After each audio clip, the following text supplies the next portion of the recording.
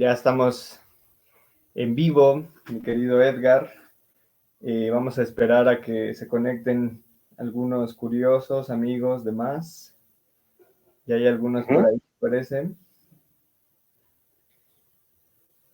Y vamos, ya hay 8, de hecho, en cuestión de segundos, qué extraño. Ok, Edgar, buenas noches, bienvenido, ¿cómo estás? bien, bien, bien, gracias.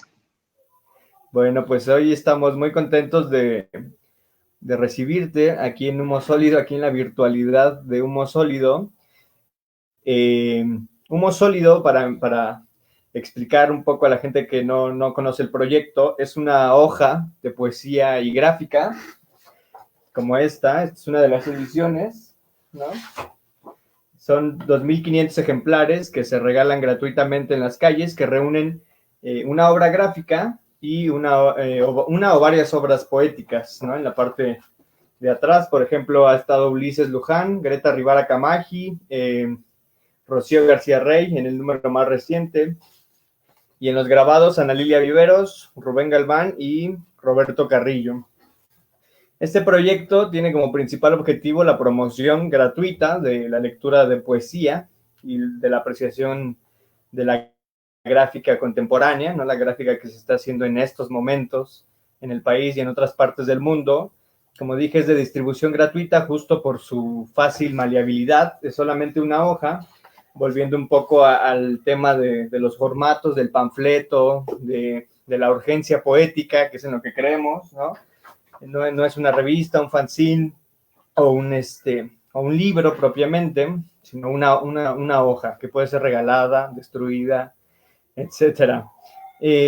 Ahora y siempre, pero ahora con estas sesiones virtuales que hemos tenido, nos interesa muchísimo reflexionar en torno al ejercicio poético desde distintas perspectivas, desde los poetas, desde los filósofos, desde los historiadores, desde la creación contemporánea, la creación reciente o del análisis, reflexión, promoción de autores clásicos, por decirlo de alguna forma.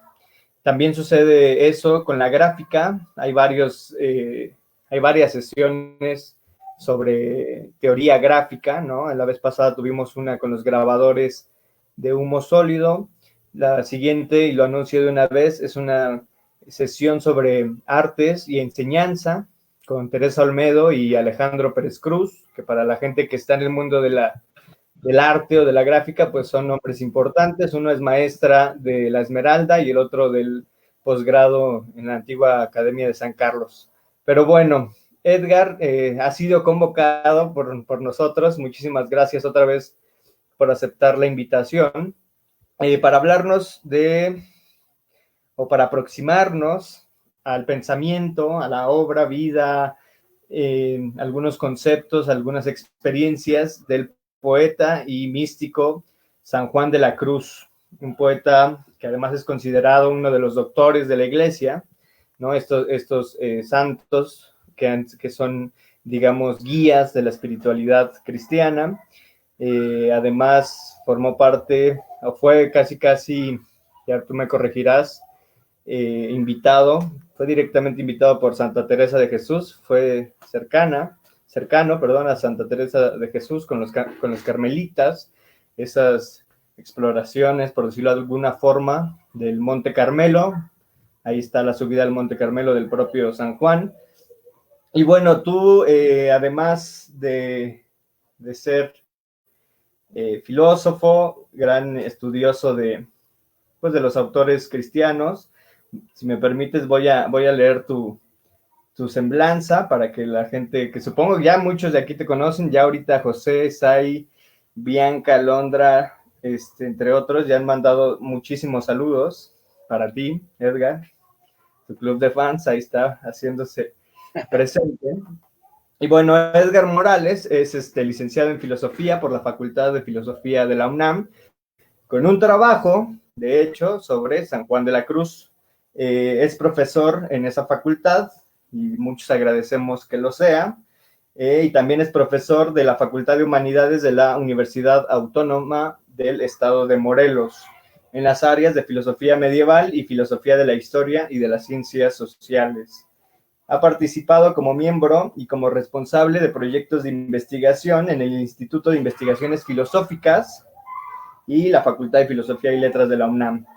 Ha obtenido reconocimientos iberoamericanos por su gestión de posgrados en filosofía en vinculación con las ciencias sociales.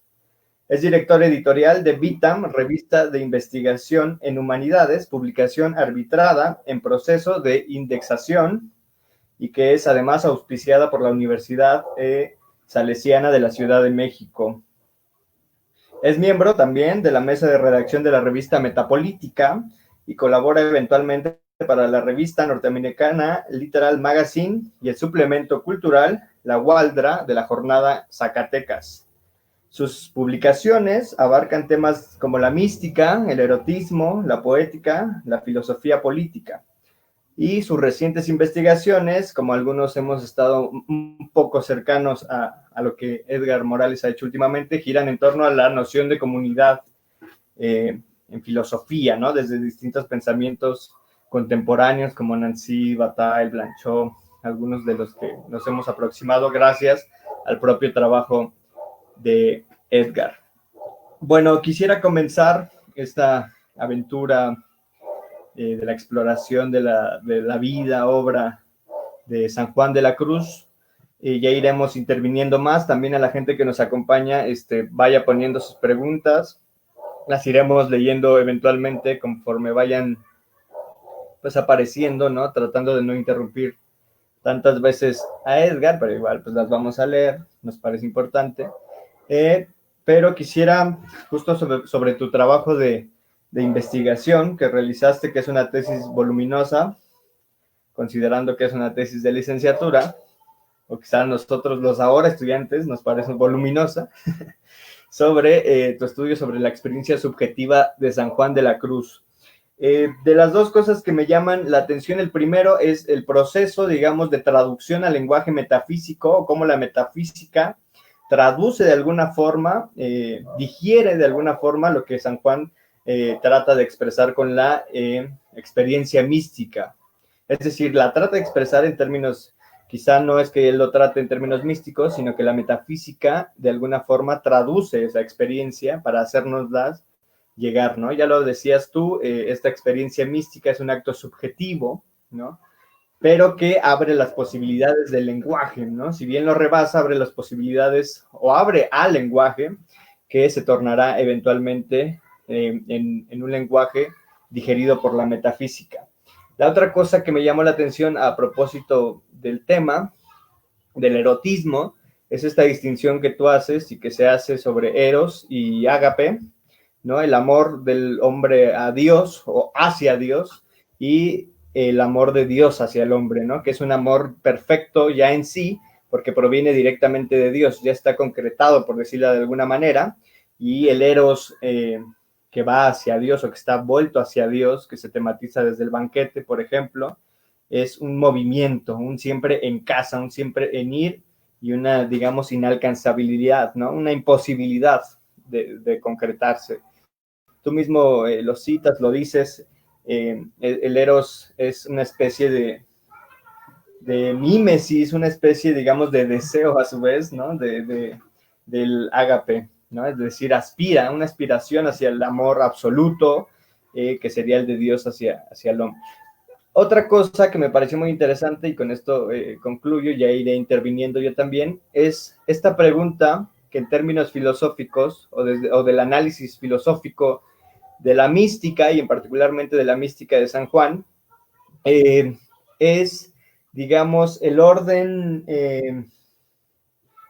digamos, casi absolutista que tiene el teísmo, ¿no? Casi monopólico que tiene el teísmo sobre el correcto marco, así lo dices tú, de la interpretación de la mística, ¿no? O de la experiencia mística, de la experiencia religiosa. Sobre eso también quisiera que ahondáramos un poquito, sobre esta noción de monopolismo que tiene la teología y cómo podemos justamente, también lo dices en algún momento, lo cito textual, el valor cómo pensar el valor de una espiritualidad al margen de la teología, que vale la pena recalcarlo por la época en la que nos ha tocado vivir, y que ya en términos muy banales, ya va saliendo un poco del lenguaje que hemos venido manejando, pues hay una crítica ahí a veces insustancial, vacía, pobre, digamos, a la fe, a la cristiandad, a la religiosidad, y también hacer esas distinciones, religiosidad, espiritual. El propio San Juan, no recuerdo ahora en qué parte exacta lo dice, pero dice algo así como: hay gente que todas estas experiencias que esa persona cree profundas, dice esto es Dios, y para él todo es Dios, todo lo que se le presenta como experiencia mística es Dios. Pero más bien San Juan también nos está proponiendo un viaje un poco más profundo. Eso creo yo. Ya tú irás destruyendo todo lo que he dicho, y muchísimas gracias de nuevo por estar por acá, Edgar. Entonces, es todo tuyo, este hermoso público y esta hermosa atención. Gracias, Edgar. Pues muchas gracias, Cristian. En efecto, pues fui invitado por Cristian a este espacio para hablar un poco sobre San Juan de la Cruz y el tema de la poesía, pero bueno, surgieron a partir de esa convocatoria pues varias propuestas. Incluso le había comentado que por qué no girábamos mejor, por ejemplo, personajes de poesía contemporánea, como Leopoldo María Panero, pero decidimos mejor centrarnos en este personaje que me parece que es crucial para cualquiera que le interese la poesía en lengua española. Es un personaje que pertenece a distintas tradiciones, obviamente a la poesía, a la tradición de la poesía en lengua española, pero también pertenece a la tradición mística. Y por decir, cuando digo tradición mística, a muchas ramas de un árbol muy robusto que, digamos, puede incluir también, por ejemplo, visiones místicas orientales o no occidentales, por ejemplo.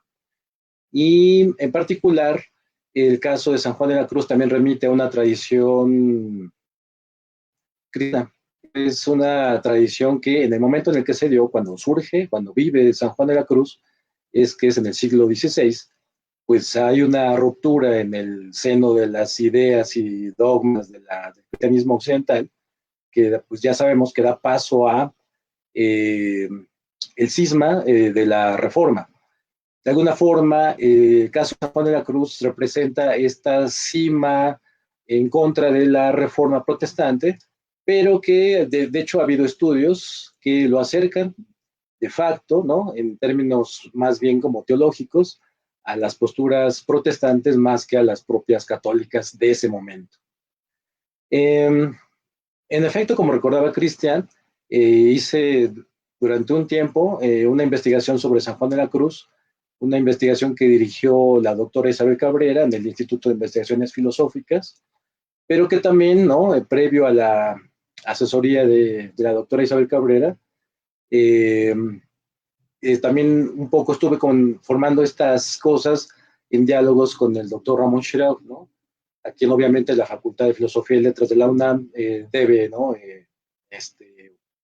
Pues no sé, una imagen de prestigio para la facultad.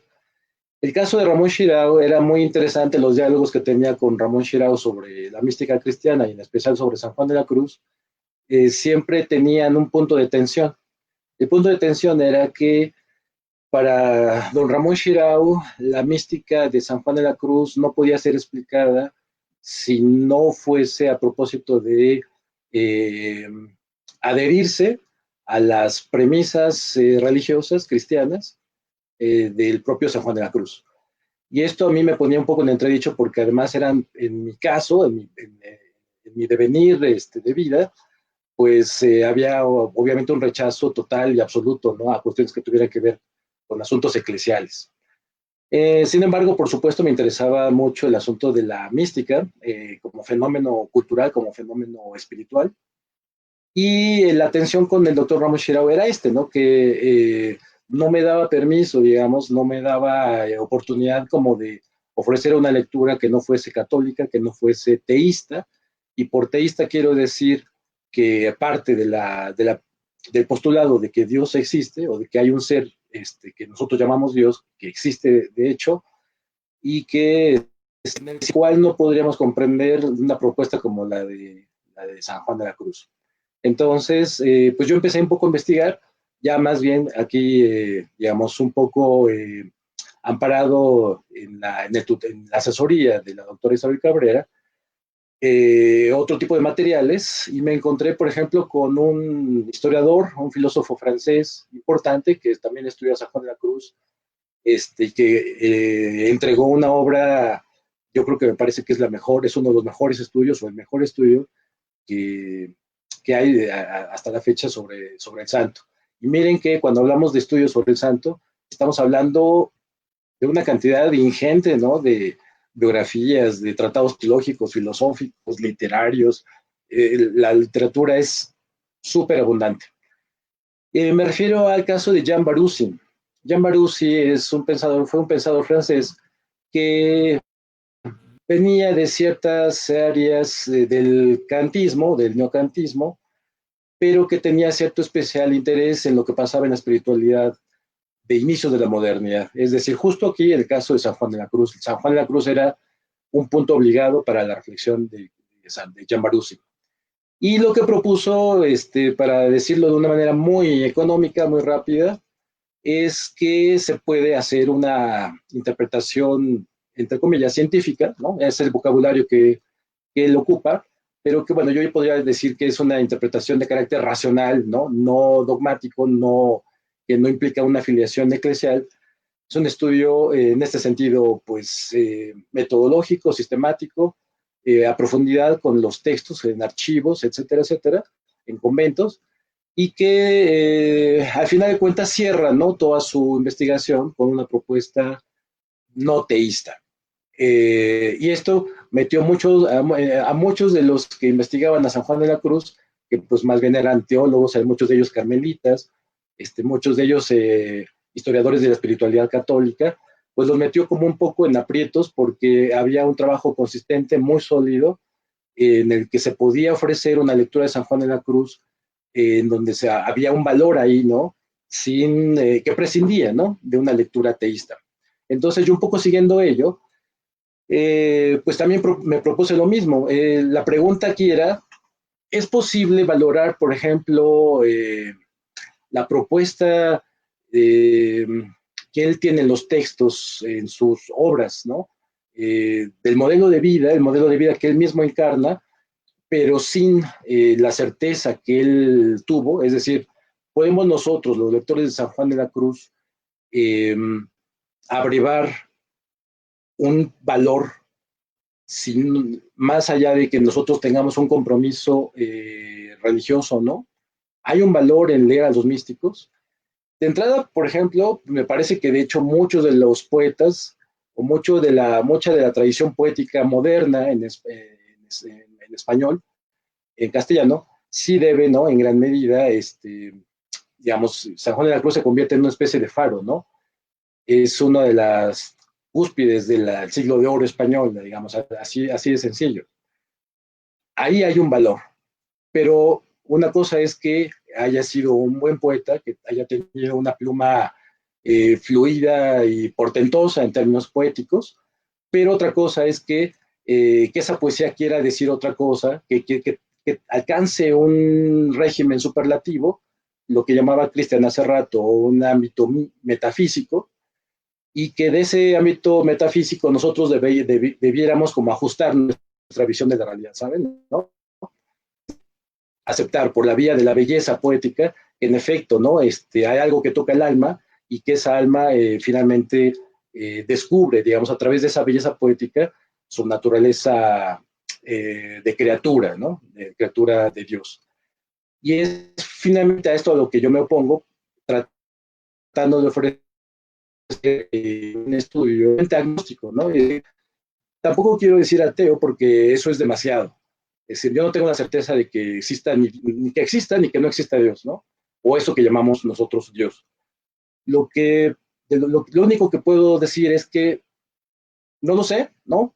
Pero que hay algo que en los textos de San Juan de la Cruz sí me parece que tiene mucha fuerza, es decir, hay una fuerza expresiva, hay una belleza enorme, y también hay una serie de ires y venires de ideas que sí ponen en entredicho, digamos, sí ponen un poco en apuros a aquel que quisiera, digamos, ¿no?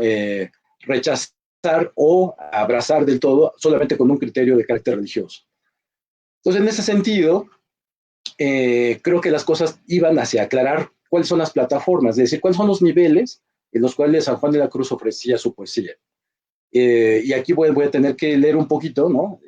Voy a abrir la subida del Monte Carmelo antes de seguir, ¿no? Estamos hablando, pues, de un personaje de la España del siglo XVI, de la segunda mitad del siglo XVI, que había estudiado filosofía, que había estudiado teología, que iba a ser religioso, que de hecho había dado luces como para seguir una vida académica rigurosa, incluso, ¿no? Se sabe que fue considerado en una terna para una rectoría en la Universidad de Salamanca, siendo él muy joven, ¿no? Prácticamente salido de sus estudios de bachiller.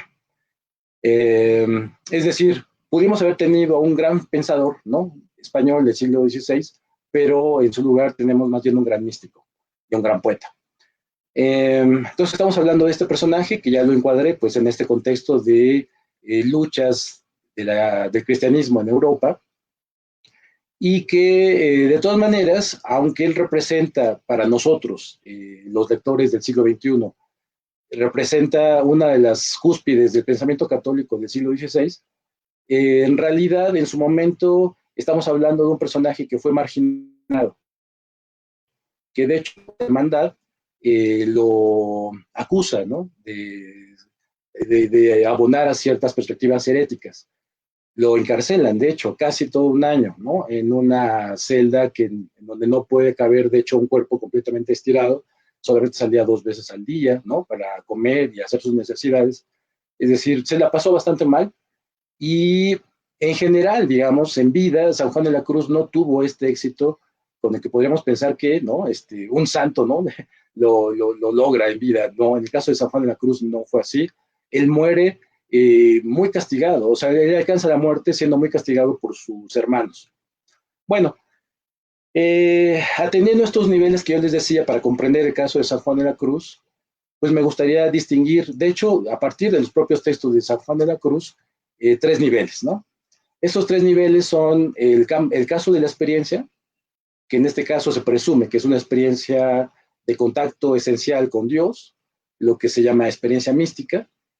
El segundo nivel sería el ámbito expresivo, que es donde se ocupa la poesía, porque la poesía parece ser como la vía del lenguaje, que de alguna forma no está obligado a dar proposiciones sobre hechos de la realidad, porque no puede hacerlo, porque está rebasado el lenguaje de este tipo, pero se ocupa en términos líricos, ¿no? Es decir, lo que se hace es no explicar, sino cantar, ¿no? Es decir, celebrar de una manera lírica, de una manera poética, la fuerza de la experiencia.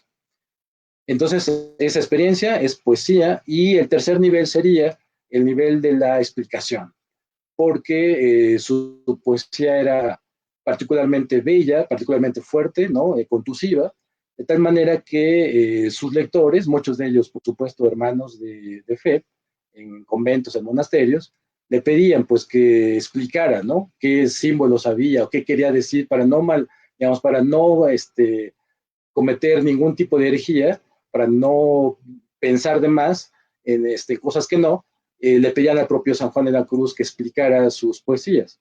Entonces, San Juan de la Cruz, yo supongo que de manera, pues, digamos, bien intencionada, ¿no? Con mucho ánimo, es decir, no es un San Juan de la Cruz que se note como forzado a explicar, es decir, San Juan de la Cruz explica de una manera profusa, ¿no? Pródiga, lo que quiere decir o lo que quiso decir con sus poesías. Entonces, una vez visualizando estos 3 niveles, experiencia, poesía y explicación, me parece que podemos entender mejor las cosas.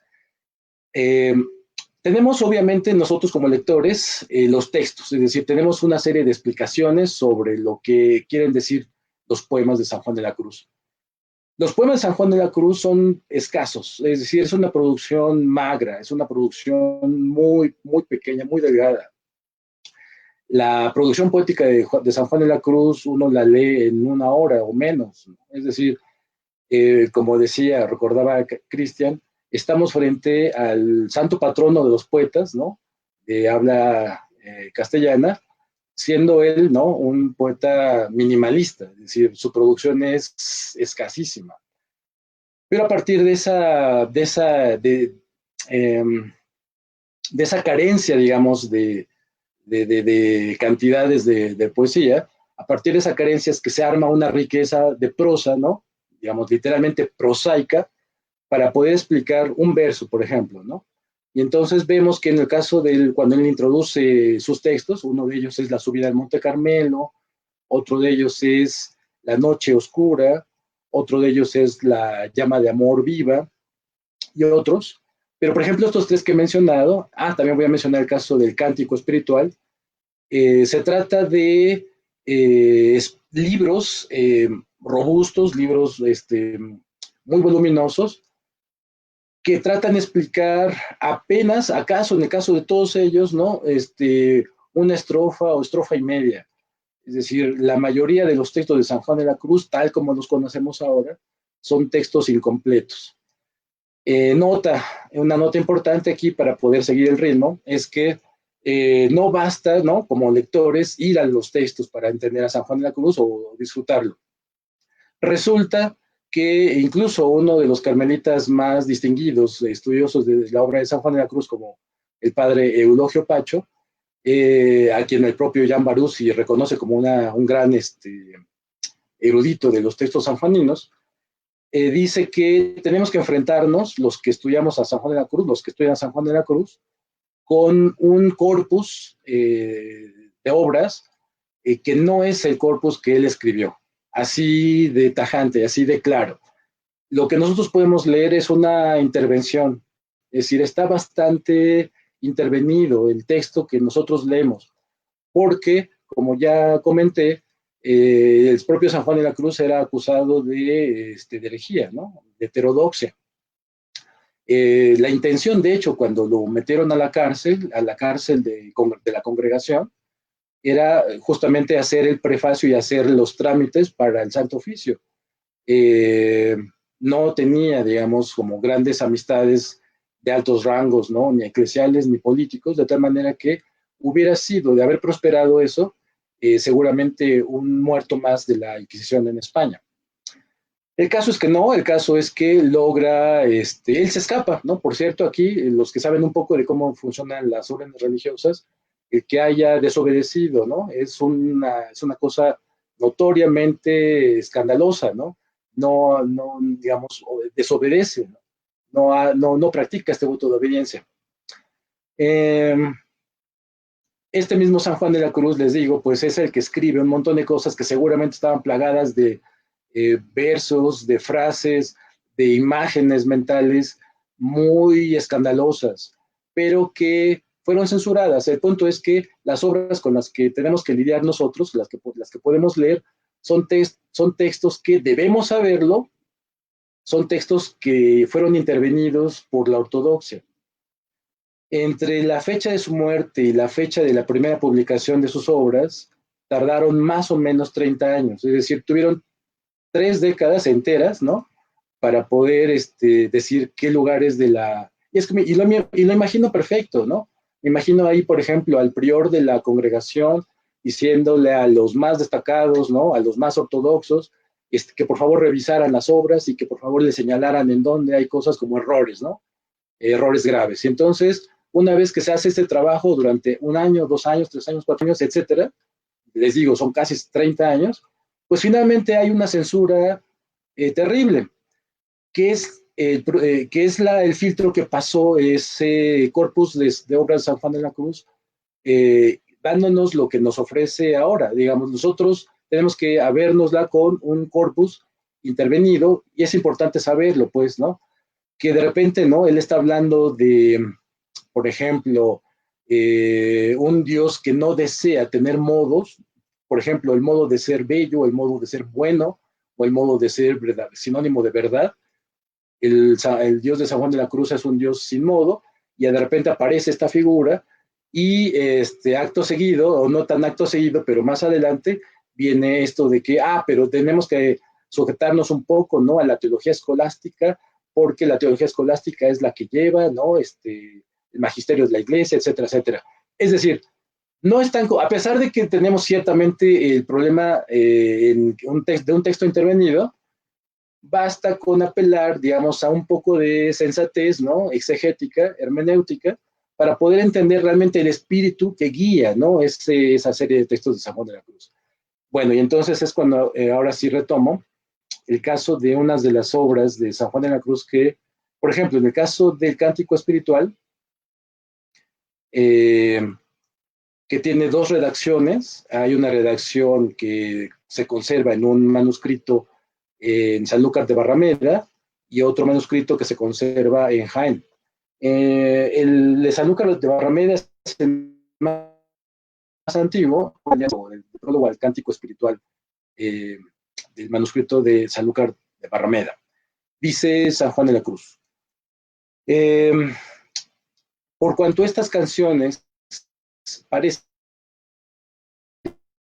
escritas pues amor tan intenso que, como se dice en el libro de la sabiduría, toca desde un fin hasta otro fin, y el alma de él es informada y movida, en alguna manera esa misma abundancia e ímpetu lleva a su decir: no pienso yo, ahora, declarar toda la anchura y copia que el espíritu fecundo del amor en ellas lleva.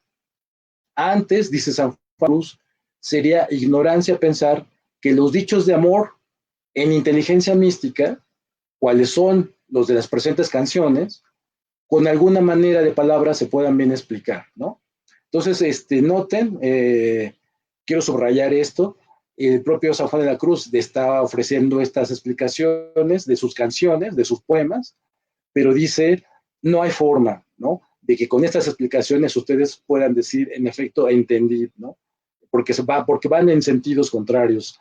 La explicación tiene un fin racional, porque si no, no sería explicación, mientras que la canción no puede tener este fin exclusivamente intelectual, ¿no? Un poco adelante dice: ¿quién podrá escribir lo que a las almas amorosas donde él mora hace entender? ¿Y quién podrá manifestar con palabras lo que las hace sentir? ¿Y quién finalmente lo que las hace desear? ¿Cierto?, dice San Juan de la Cruz, nadie lo puede. ¿Cierto?, ni ellas mismas, por quien pasa, lo pueden. Es decir, el propio San Juan de la Cruz está como presentando esta imposibilidad en donde él mismo, ¿no?, se pone como un, pues sí, digamos, el sujeto de la propia experiencia es el sujeto que no podría explicar, ¿no?, la causa, la forma, la resonancia, la importancia, el significado, el sentido, ¿no?, de su propia experiencia. Entonces, es importante mencionarlo porque entonces lo que habíamos platicado, el nivel de la explicación, en el ámbito de la explicación, queda introducido por San Juan de la Cruz como completamente terciario. Es decir, es un ámbito que será provechoso para aquel a quien finalmente sí puedas decir algo la poesía por sí misma. Pero también sucede, este abismo que hay entre prosa y lírica es el mismo abismo, en cierta forma, que hay entre la lírica y la experiencia, porque la lírica obviamente no podría significar nada, su belleza sería una belleza pues contingente, una belleza anodina, meramente como de entretenimiento literario, si no fuese porque lleva en sí la expresión de una experiencia de contacto existencial con el ser divino, ¿no? Entonces, hay como estas cosas que es interesante verlo así, como abismos, ¿no?, como niveles ontológicos que requieren saltos, ¿no?, existenciales. Entonces tenemos a un sujeto de experiencia que, aún teniendo la experiencia, no puede ni entender, si le hacemos caso al propio San Juan de la Cruz, su propia experiencia, ¿no? Es decir, por eso vienen estas figuras, y aquí son como corren, digamos, pues es un canal a través del cual fluyen, ¿no?, una serie de flujos simbólicos que se forman desde muchos siglos atrás, ¿no? Uno de esos flujos, o una de esas, sí, de esas fuerzas simbólicas a las que él se atiene, se origina en el Cantar de los Cantares, este texto judío, ¿no? Durante mucho tiempo, digamos que discutido por los rabinos sobre su carácter sagrado o no, y finalmente queda, ¿no? En el sínodo de Jamia, en el siglo I, como un texto del cual se aprende, ¿no? Aprenden espiritualmente los judíos, y después pasa, por supuesto, al canon cristiano. Vienen figuras como las figuras del amante, ¿no? El amado, la del vino, la del rapto, la de la sensualidad exuberante, la del abandono, etcétera. Entonces, el caso de que está presentando aquí San Juan de la Cruz es un caso en donde él presenta la experiencia mística como una experiencia que no puede ser dicha. Es como el caso de alguien que quiera explicar lo que sucedió en un momento de obnubilación en el consumo de vino. Cuando alguien ha probado el mosto de granadas, ¿no? Toda la noche, lo único que podrá hacer saliendo de la bodega del amado, de la bodega de vino del amado, es solamente dar pasos en falso, ¿saben? ¿No? Me parece que aquí hay algo, no sé si Cristian me quiere decir algo, porque me pregunta, bueno, creo que es Luis Ángel, dice que me gustaría que hablara sobre la inefabilidad e incognoscibilidad de Dios y cómo el poeta se adscribe a una tradición mística que rastreo, al menos desde los neoplatónicos hasta su desemboque en el pseudo Dionisio Areopagita y la posterior mística cristiana. Gracias, excelente charla, gracias. Bueno, debo comentar que el caso de San Juan de la Cruz es el caso, es uno de los, es un tipo de, representa un tipo de mística más como de carácter intelectual, más que de carácter erótico, de hecho. Ahora que lo mencionaba compañero, ciertamente se parece quizá más a la forma en que presenta las cosas un personaje del siglo VI, como Dionisio, el pseudo Dionisio Areopagita, que por ejemplo los textos de su contemporánea Santa Teresa de Jesús. Hay una diferencia textual enorme entre el sentir de Santa Teresa, que explota, ¿no? En imágenes de dolor físico, ¿no? De éxtasis, de rapto. Los textos de Santa Teresa no son teológicos ni filosóficos, son textos basados en la sabiduría, en todo caso, de la experiencia del cuerpo, ¿no? Y ha habido, de hecho, lecturas de género en el asunto del análisis de la mística, basados, por ejemplo, en lo que pasa con la diferencia de textos entre las místicas y los místicos, ¿no? En el caso de San Juan de la Cruz, pues se adhiere casi por entero a una tradición más bien de carácter muy sesuda, muy intelectual, ¿no? Demasiado pensada, que lo adhiere, por supuesto, a este asunto de Dionisio Areopagita. En el caso de Dionisio Areopagita es mucho más radical, porque ahí sí no hay forma de hacer sentir nada, porque los sentimientos no significan nada. En el caso de San Juan de la Cruz, en general, sí esto sucede, que no debemos confiar en las sensaciones, pero las imágenes que él presenta son imágenes notoriamente afectivas. Habla del enamoramiento, de la éxtasis, del rapto amoroso, es decir, aunque él lo diga en sus explicaciones, él hace que sus figuras sean figuras notoriamente afectivas. Y por lo tanto, la incognoscibilidad de su objeto, que es Dios, es la incognoscibilidad que está entrampada finalmente como en la ebullición de símbolos muy, muy afectivos, notoriamente pasionales, ¿no? No sé, me parece que por ahí otras cosas. Quisiera hacer una pausa y regresar la voz a Cristian como para medio ver si vamos bien o me detengo o qué hago. No, creo que vamos muy bien. Edgar, perdón por dejarte ahí con este calor citadino, ¿verdad? Es difícil. Creo que vamos bien en los elementos que te han presentado. Nada más anotar pues el agradecimiento a la gente que está comentando. Excelente profesor de la Facultad de Filosofía y Letras. Bueno, puros elogios. ¿Para qué los leo todos? Saludos, profesor. Alondra Manzano, saludos desde la UAM.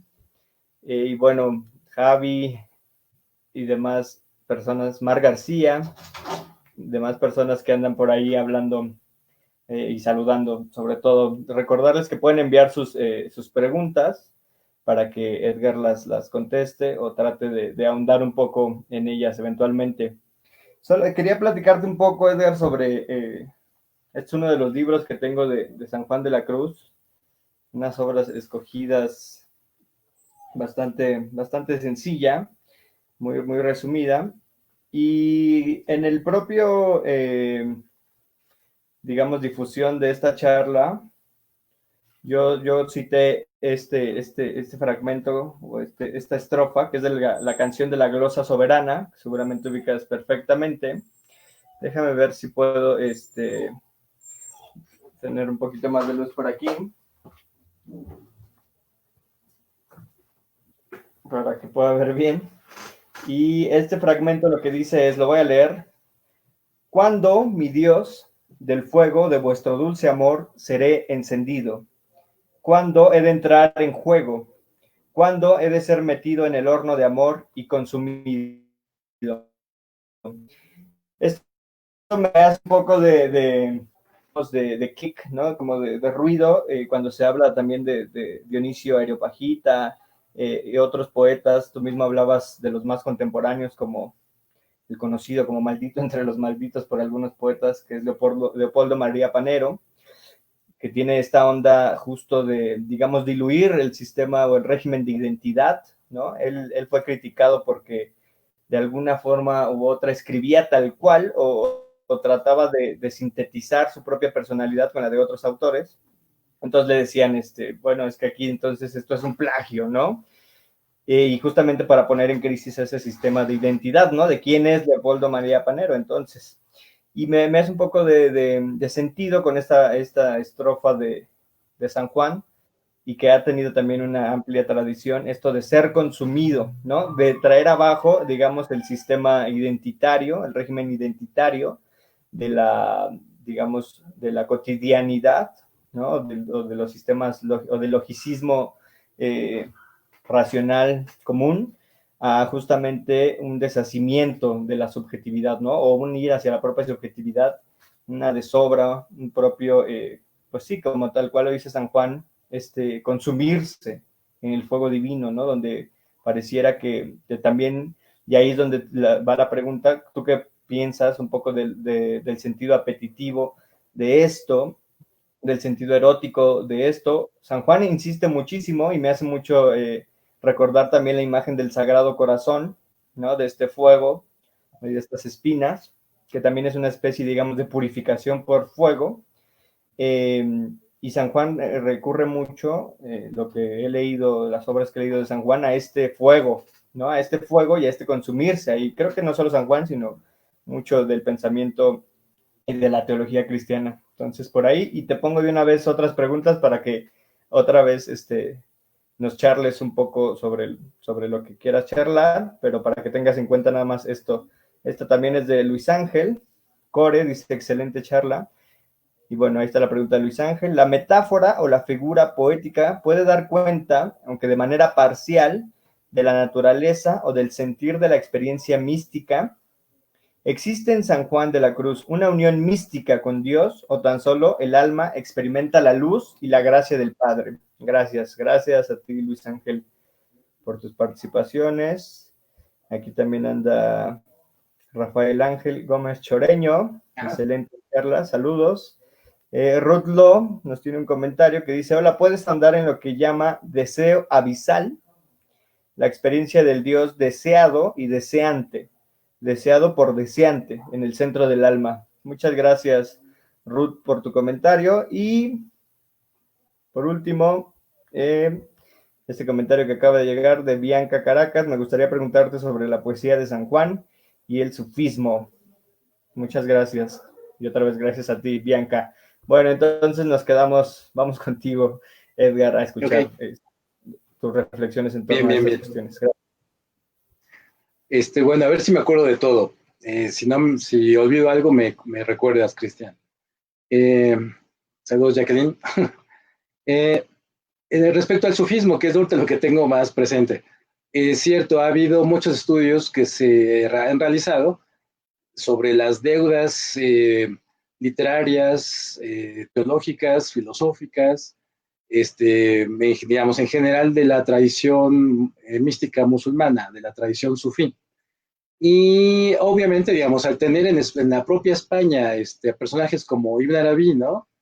Eh, y a personajes como que, digamos, cruzaron estas tradiciones místicas con tradiciones, digamos, más fundamentalistas, como la Zahiri del siglo XI, en el caso de Ibn Hassan, ciertamente en España había una literatura corriente, digamos, ¿no? Es decir, que se podía encontrar con relativa facilidad, especialmente justamente en conventos, este tipo de personajes, en el caso por ejemplo, de Ibn Arabi, por supuesto, circularon mucho, ¿no?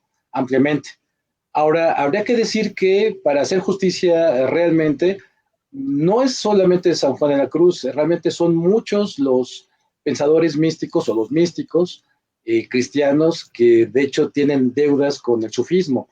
Voy a recordar solamente el dato, el hecho histórico de que la primera escuela de traducción del árabe al latín la haya llevado a cabo un personaje del siglo XIII como Ramón Lull. Ramón Lull en Mallorca, en la isla de Mallorca, que pone a trabajar a un montón de personas, ¿no? Traductores de primera línea, para traducir justamente a los sufíes, ¿no? Entonces son textos a través de los cuales justamente circula en España después la sabiduría sufí. Entonces lo que comentaba Bianca es correcto. Ha habido estudios, por ejemplo, de eruditos españoles como Miguel Asín Palacios, ¿no? Y entre otros, ¿no? Hay un caso de una puertorriqueña que tiene un estudio excelente sobre San Juan de la Cruz como Luce López Baralt. En fin, ¿no? O sea, hay como muchos eruditos que han notado, pues, ¿no? Esta presencia significativa del sufismo en el caso de San Juan de la Cruz. Y también no solamente el sufismo, de hecho también habría que comentar que no sería raro que en el Renacimiento, que es un personaje del Renacimiento, también San Juan de la Cruz tuviera, no sé si de manera consciente, pero sí está muy aproximado a cuestiones neoplatónicas, lo que también comentaba alguien por ahí, ¿no? Sí, hay una tradición neoplatónica que también ha sido estudiada, ¿no?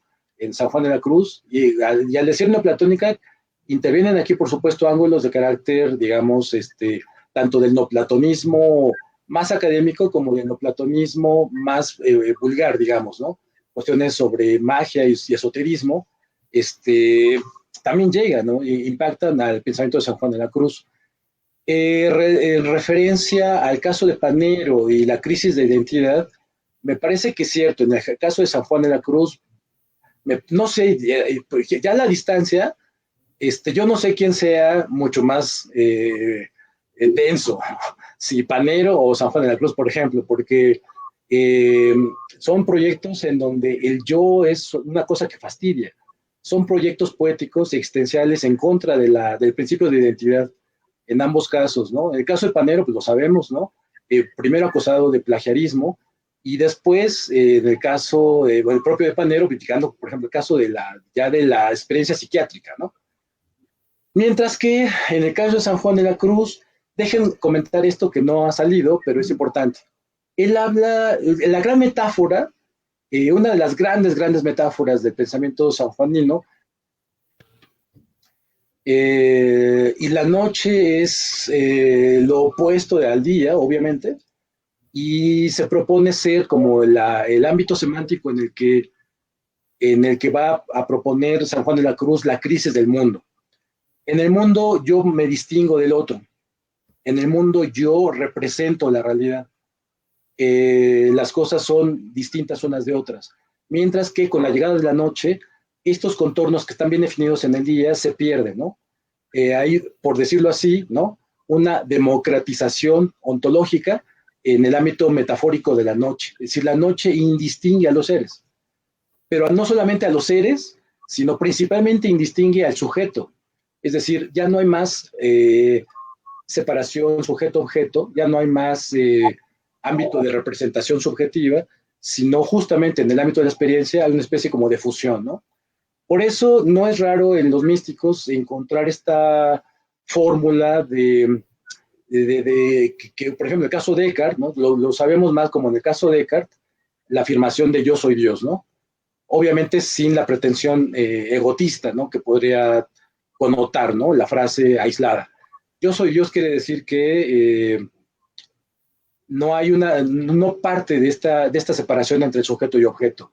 Él tiene una concepción unitaria, ¿no? Porque finalmente el ser es Dios, ¿no?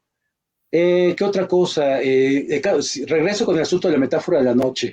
La noche a su vez tiene varios momentos, ¿no? Hay una noche que es activa y hay una noche que es pasiva. La noche activa es la noche en donde yo puedo, ¿no? Donde el sujeto puede de alguna forma ir como quitándose elementos de su identidad. Y habla de tres asuntos, habla de tres rubros a través de los cuales el sujeto se conserva así, que por eso hay que desmontarlos, que es el rubro de la inteligencia, el rubro de la memoria y el rubro de la voluntad. Entonces hay una noche activa de la inteligencia, hay una noche activa de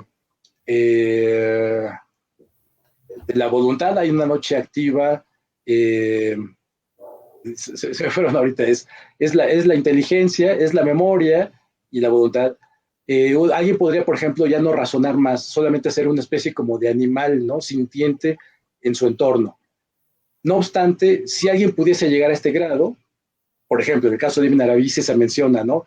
En algunos de sus escritos, cómo es vivir la vida como animal, ¿no? Porque parece ser que tiene estas experiencias, ¿no? De haber sido camello, por ejemplo, ¿no?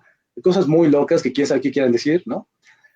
Pero podría todavía subyacer ahí, ¿no? En esta casa de la subjetividad, por ejemplo, todavía registros, ¿no? Datos que están en la memoria y por lo tanto todavía existir un sujeto. San Juan de la Cruz tiene el proyecto radical, ¿no? También de quitar todos los datos de la memoria. Entonces no hay inteligencia, no hay memoria y ni siquiera una especie como de voluntad, ¿no? O de algo que sea como apetito, ¿no? O este asunto, sí, en efecto, de un sujeto apetitivo. Eso también debe ser anulado. La noche activa quiere decir que el sujeto puede hacerlo hasta un punto en donde obviamente ya debe esperar más bien un golpe. Y es aquí donde yo podría también invocar el término que mencionaba Ruth, que es el término de lo abisal. Lo abisal viene cuando ya no puedo yo hacer nada más, solamente espero, digamos, ¿no? El último golpe, que es un golpe ontológico, ¿no? Algunos que más bien han estudiado vocabulario místico alemán, que pasa por supuesto por Eckhart, que es el caso del término Grund, ¿no? Y el término Abgrund, lo que está fundado pero también desfundado, lo que en su fundamento es nada. Esta forma abisal del sujeto es la que en todo caso comulga, ¿no? Hace que comulgue un Dios que no tiene modo, en el caso de San Juan de la Cruz, con un sujeto que deberá perder todos sus modos. Es decir, es un proyecto sumamente radical en donde en última instancia el punto en el que se llega es un punto en donde el sujeto obviamente está destruido, ¿no? Ya no hay un sujeto inteligente, no hay un sujeto con datos, no hay un sujeto con fuerzas, con vectores apetitivos, no existe eso, ¿no? Pues no sé si se me pasó algo de las cosas No, que... creo que reuniste bien las cuestiones que se presentaban, lo de Panero, lo que preguntaba Ruth, ¿no? De este deseo abisal, y lo que preguntaba también, me parece, Bianca, ¿no? Sobre el sufismo. Con esto que citabas ya de la noche, entrando un poco a los términos que tú también, digamos, o has promovido, has hecho una lectura, al menos los que tenemos, a los que hemos tenido la oportunidad de platicar contigo, desde la lectura batailiana, por supuesto, de la mística, de los textos de San Juan, etcétera, y cumpliendo un poco con Katy Garci, que dice que si podrían recitar algún otro fragmento de San Juan. No sé si te parece bien que lea algunos que yo tengo ahí como al azar, o tú quieres leer algunos específicos y comentar. Si quieres te leo. A mí me gustaría leer el más célebre, que es el caso de la Noche Oscura, porque hay cosas ahí que puedo yo tomar y explicar. Y tal vez algún verso por ahí del Cántico Espiritual, pero no sé cuál tienes tú. Sí, me parece que aquí tengo, déjame te digo, justamente el cántico y la noche, pero parece que también Éxtasis de alta contemplación, que es un poema bastante denso, como todos. Pero si quieres empezamos por el cántico espiritual, pero no sé si todo o solamente algunas citas. Pues es que el cántico es extenso, ¿no? O Sí, sea, es son muy... 40 estrofas. Sí, no, Mira, mejor vamos a comenzar con esto que te digo, te voy a decir algunas cosas que yo rastreé justo sobre esta cuestión de la noche, o donde San Juan tiene esta experiencia, ¿no? Por ejemplo, cuando habla en este de coplas sobre un éxtasis de alta contemplación, que tú seguramente lo recordarás bien, y los lectores de San Juan también, porque es muy famoso digamos, letanía, que va al final de todas las estrofas, toda ciencia trascendiendo, que se repite justo en todas, ¿no? Hay otra, le siguen unas que se llaman otras coplas al mismo invento, y es un poco sobre donde viene esta distinción entre las luces, digamos, entre la luz del sujeto, el sujeto como un puesto como la luz del entendimiento para dar cuenta del mundo y la luz, digamos, divina, ¿no? La luz interior. Dicen, cuando más alto subía, deslumbróseme la vista y la más fuerte conquista en oscuro se hacía, mas por ser de amor el lance, di un ciego y oscuro salto y fui tan alto, que le di a la casa alcance. Justo lo que hablábamos un poco de este paso entre el eros y el ágape, o al ágape, por decirlo de alguna forma, lo dice textual, casa, la palabra casa, en esta cuestión del eros como casa, como movimiento, y también pues los rasgos que aquí ya se notan, digamos, de la oscuridad, de tener siempre una cercanía oscura, un viaje, digamos, que está guiado por la luz pues de interior, ¿no? Y es muy famoso en de su vida la noche oscura, cuando dice, voy a citar uno de los más famosos, en la noche dichosa, en secreto, que nadie me vela, ni yo miraba cosa, sin otra luz ni guía, sino la que en el corazón ardía. Aqueste me guiaba, más cierto que la luz del mediodía, a donde me esperaba, quien yo bien me sabía, en parte, donde nadie perecía. Es una de las citas más famosas, no sé tú qué pienses, Edgar, sobre esta distinción de la oscuridad en San Juan, ¿no? Esta guía interior, esta luz interior, donde justo la noche oscura. Y me parecía interesante lo que decías sobre la distinción entre noche activa, noche pasiva, y estos tres, digamos, elementos que constituyen las bases de la imposibilidad de la disolución del sujeto, que es la inteligencia, la memoria, la voluntad, ¿no? La volitividad. Y cómo Bataille mismo, en la experiencia interior, por ejemplo, también hace una crítica a estos elementos, ¿no? No sé, ya tú nos dirás si siguiendo específicamente, porque cita a Eckhart o trae colación a Eckhart, a Areopagita, a otros poetas también, pero esta unión entre el éxtasis, ¿no? Entre el éxtasis y que en términos de, digamos, de propio Bataille sería la exposición, o más bien de Nancy también esta comunicación, exposición, que está dada por o que más bien posibilita un deshacimiento, ¿no? Un ir hacia ese deshacimiento que si bien está privada por el lenguaje, por decirlo de alguna manera, y volvemos un poco al problema principal, bueno, no principal, pero que salió a colación primero, sobre esta traducción de la experiencia mística, ¿no? Un poco lo que decía Luis, no me acuerdo bien su apellido, la dimensión poética como, o si funge como una traducción de la dimensión, digamos, de la experiencia mística, ¿no? Y esta relación al margen de la teología y este monopolio de la metafísica o del lenguaje metafísico. ¿Cómo ves tú eso en la relación ya con Bataille? Y por último, te leo algo que dice Alondra Manso, perdón. Lo voy a poner, es que nos tapa hasta como nos inunda, pero lo voy a poner igual. Perdón, Edgar. Sí, Ah, mira, no estuvo tan alto. Dice, hablando de Platón y sobre las deudas conceptuales, por decirlo de alguna manera, que se tienen unos con otros. ¿Está de acuerdo con la afirmación que dice que después de Platón, nada nuevo se ha dicho sobre el amor? Que es una cita una consideración también importante en términos también de la tradición que tiene en el psicoanálisis y demás. Bueno, Edgar, ¿estás de acuerdo en esta frase, en esta aseveración que se dice después de Platón, nada nuevo se ha dicho sobre el amor? Vale, el nada es excesivo, pero sin duda tuvo una relevancia fuerte, teniendo en cuenta que en Occidente tenemos a Eros, Ágape y Filia. Muchas gracias, Sandra, y vamos contigo. Bueno, a ver, entonces, gracias, Cristian. Pues entonces voy a ir por dos líneas. Una es Platón, otra es Bataille. Respecto a Platón, no sé, la verdad, ¿no? Yo supongo que es una exageración decir que no ha habido nada nuevo sobre el amor después de Platón, pero eso en todo caso cumple su función expresiva, es decir, con Platón tenemos una de las grandes propuestas filosóficas sobre el territorio tópico de lo amoroso. Habrá que leer, por ejemplo, varios de sus textos, pero particularmente el caso del banquete y el caso del Fedro, ¿no?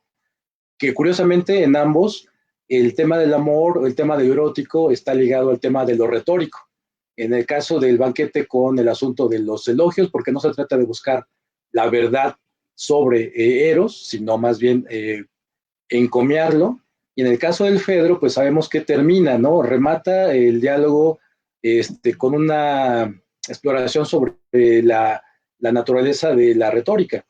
Entonces, en el propio Platón ya hay como una especie de conciencia amañada, ¿no? De que el filósofo cuando se acerca al territorio erótico, lo que hace es de alguna manera es una exploración fuera del régimen proposicional o fuera del régimen epistemológico, ¿no?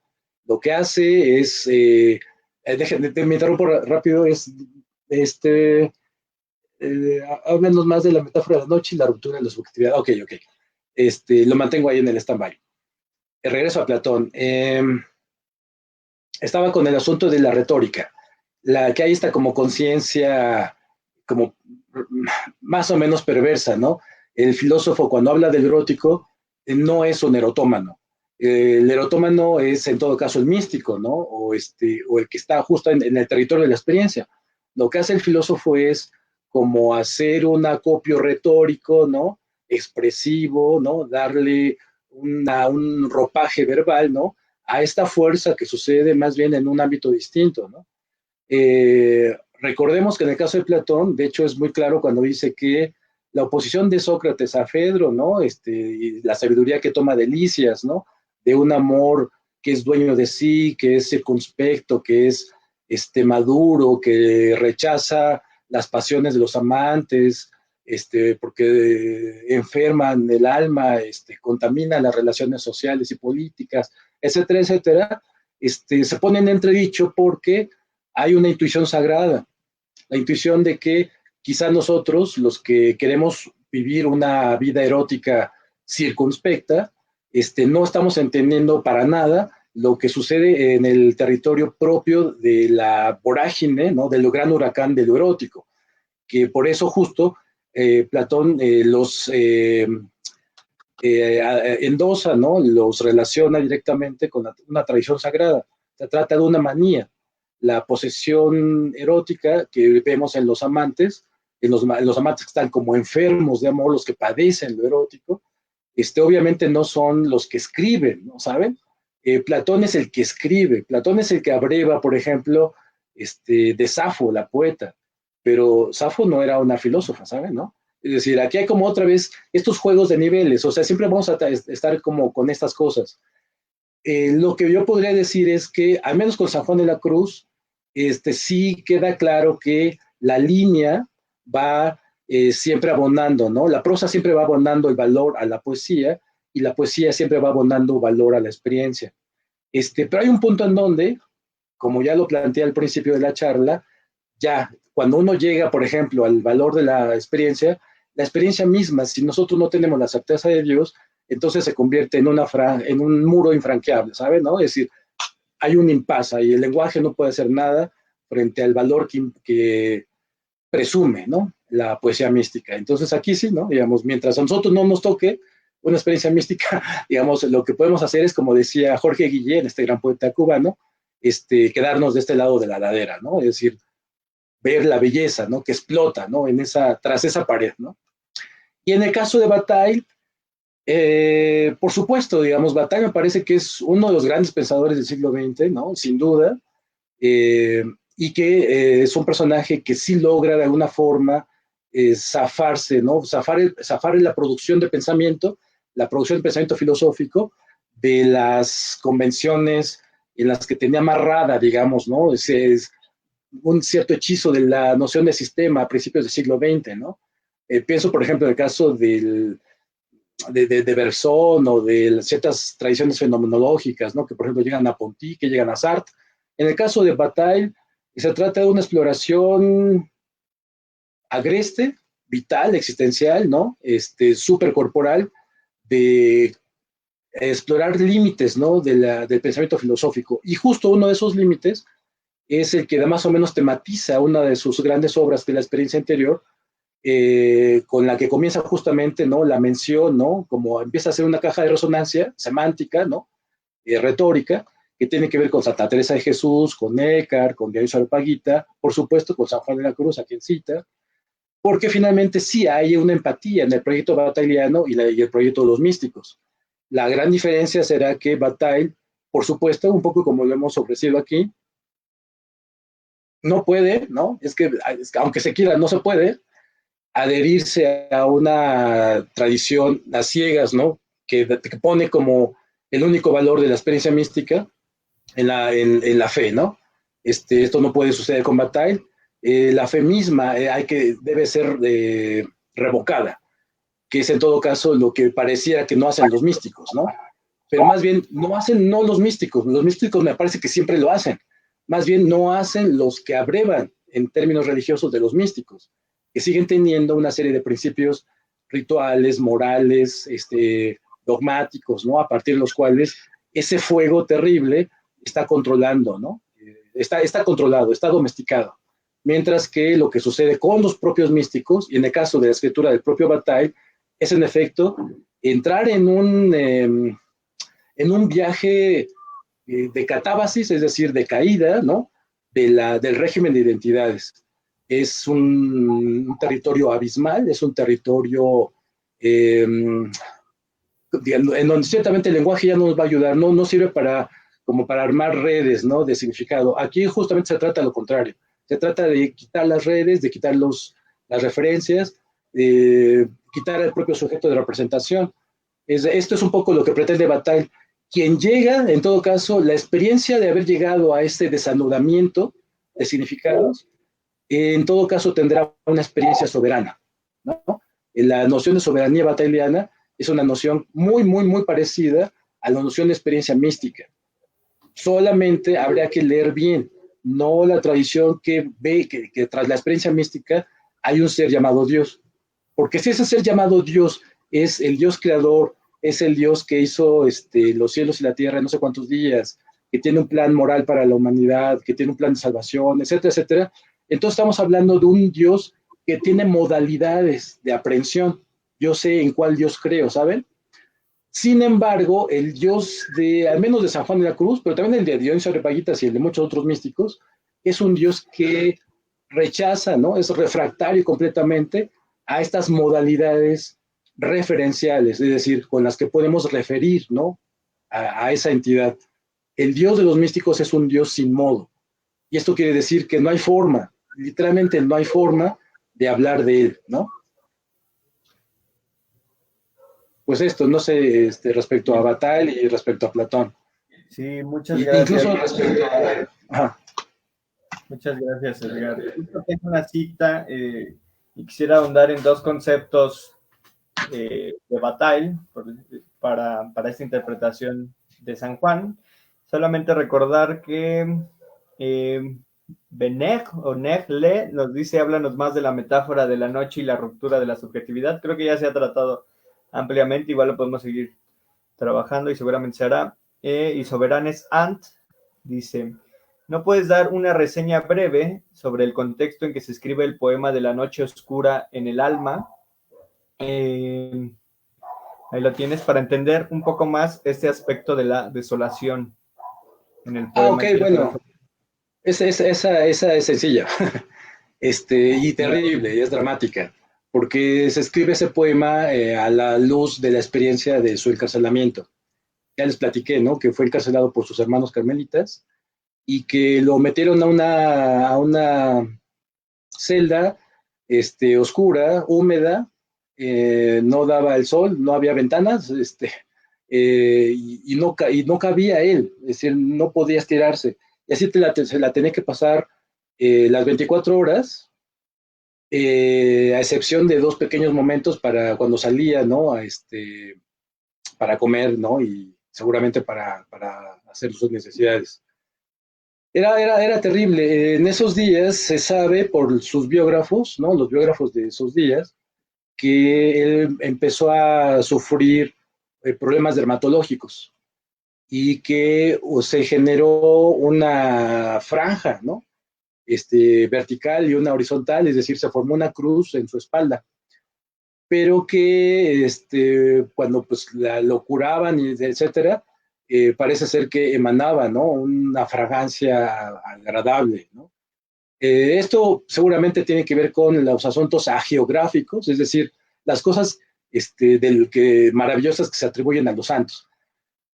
De hecho, él muere, ni siquiera ha llegado a los 50 años, es decir, él muere relativamente joven porque muy probablemente murió de cáncer. Es decir, las llagas en forma de cruz que aparecieron en su espalda se fueron extendiendo, ¿no? A todo su cuerpo y finalmente el cáncer terminó por matarlo.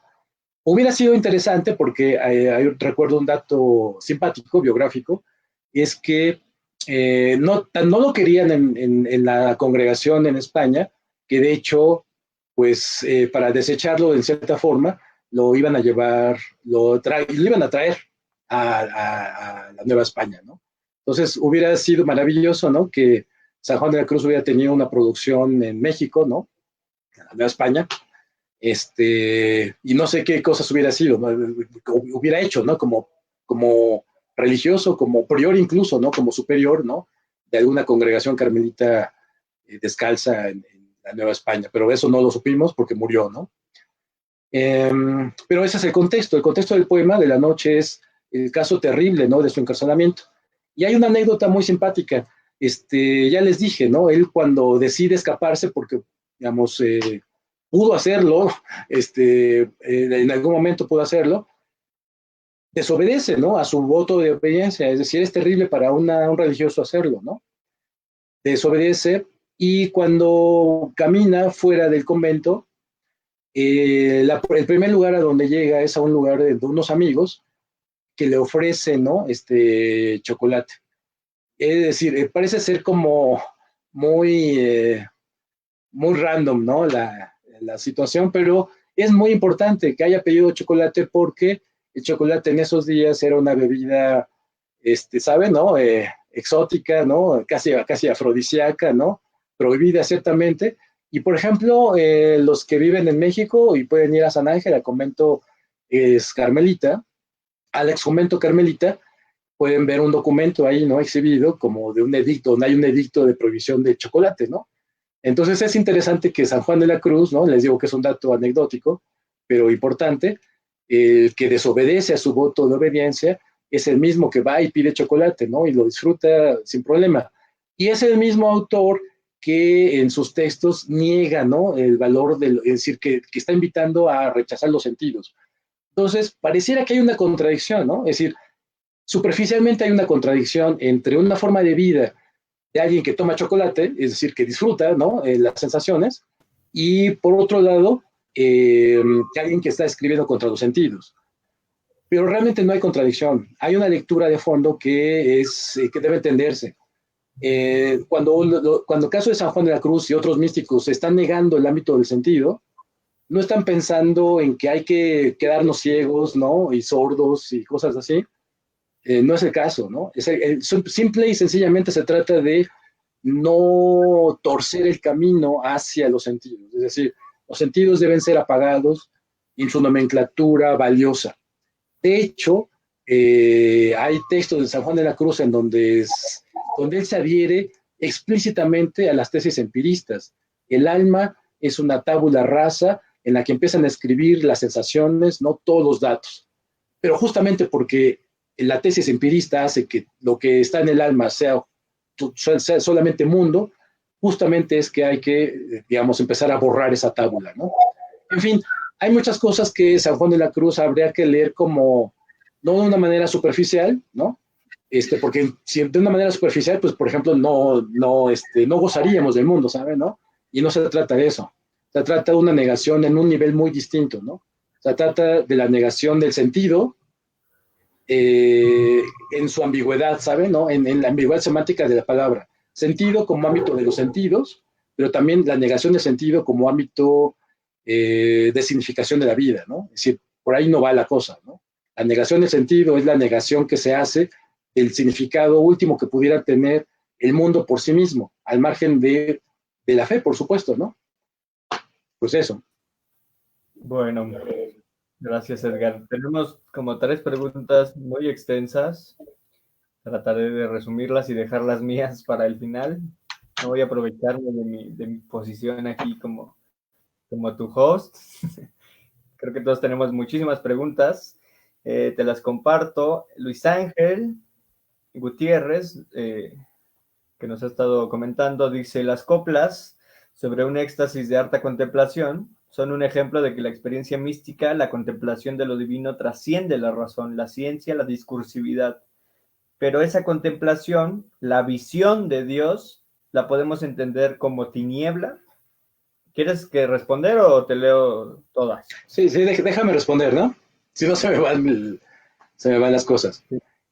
Sí, claro, es que habría una docta ignorancia, habría que recordar esta noción de Nicolás de Cusa, ¿no? Y de otros tantos.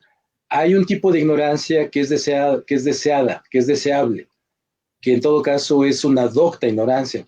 El caso de la ignorancia de los místicos es como, lo mencionaba por ahí, una antología, ¿no? De cuentos sufíes, es como una especie de sabiduría de los idiotas, ¿no? Hay, por supuesto, una confrontación semántica, ¿no?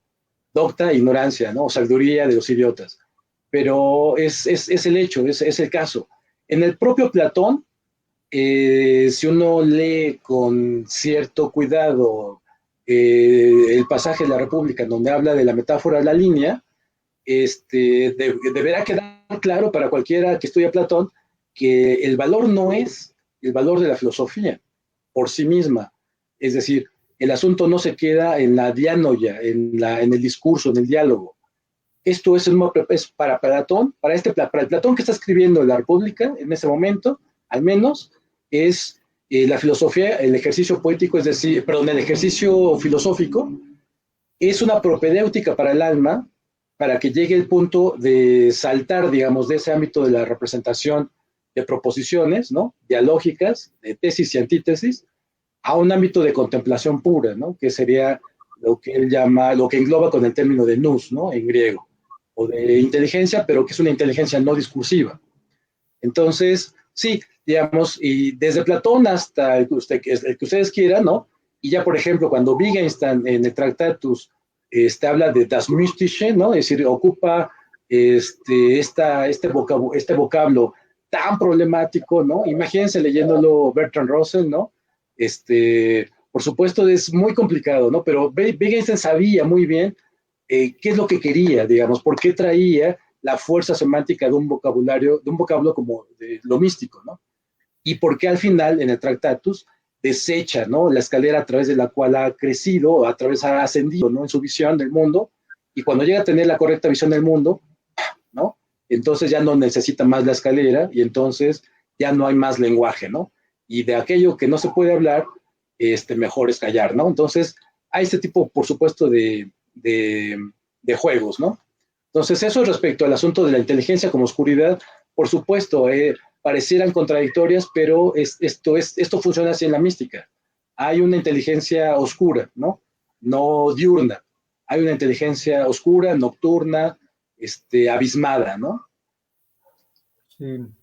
Justo Areopagita me parece que es uno de los que más influencia tienen, de menos en esta definición eh, de la luz divina, ¿no? Que él dice que se va tornando pura oscuridad, que es una luz que enceguece, que es una, digamos, una metáfora simple, una luz que enceguece, pero con una profundidad pues que arrastramos hasta hoy, ¿no? Bataille, nosotros, sobre la crítica justo al sujeto, ¿no? Este silencio, esta tiniebla, este puede ser otro término también, no sé qué piensas tú, el silencio, el no de Dios que se les presenta a los místicos, por ejemplo, ¿no? Como también puede constituir una especie de noche, ¿no? Quisiera citar para seguir en esta línea y para seguir citando a San Juan para que los que no lo han leído tanto puedan ver más o menos, rastrear dónde están lo que estamos aquí tratando de reflexionar.